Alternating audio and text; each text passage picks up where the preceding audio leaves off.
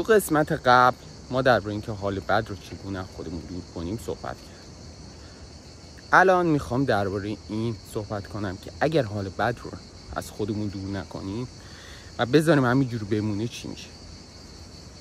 شما فکر کنید الان در دریا هستید و یک سنگی به پای شما بسته و روی آبین، روی سطح آب. اگه این سنگ کوچیک رو همون لحظه از آب نگیرین، از پاتون جدا نکنین به طور مثال و نگیرین تو دستتون، این سنگ آروم آروم به طور مثال بهش جرم‌های دریایی یا چه میدونم هر چیزی که میتونه به تو دریا هست بهش وصل بشه و باعث بشه این سنگین و سنگین‌تر بشه و شما رو به دریا، به عمق دریا برسونه.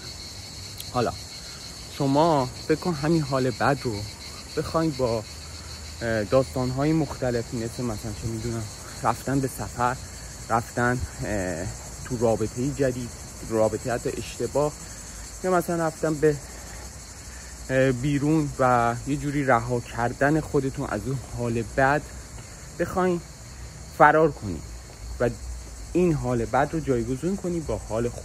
اشتباه محض. بعد از برگشتن از اون موقعیت مجدد و حتی بدتر اون حال به شما برمیگرده.